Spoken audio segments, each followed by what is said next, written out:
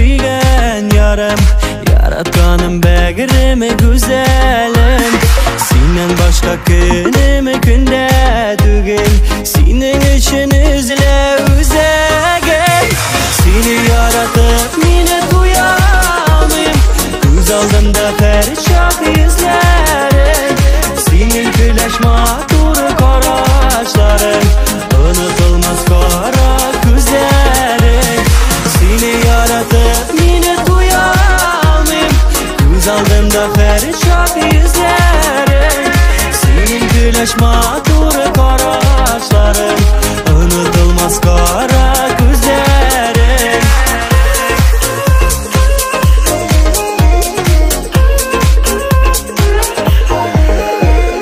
Tiksin yine benim yüreğimde, başkalarga uğrunu yuğanıda.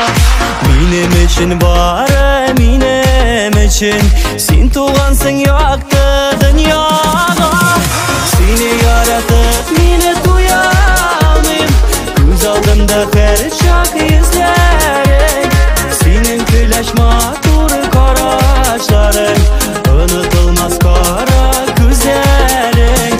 Seni yaratıp meni duyamım, göz aldımda perişak izlerim. Senin güleş matur karaşların, unutulmaz kara güzelim.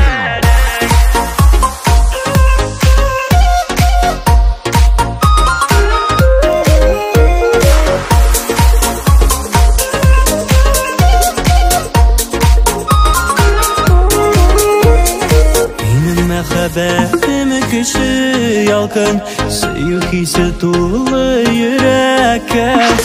İsmini kabat kabat eytem, ul bitmenim yar su yürekte.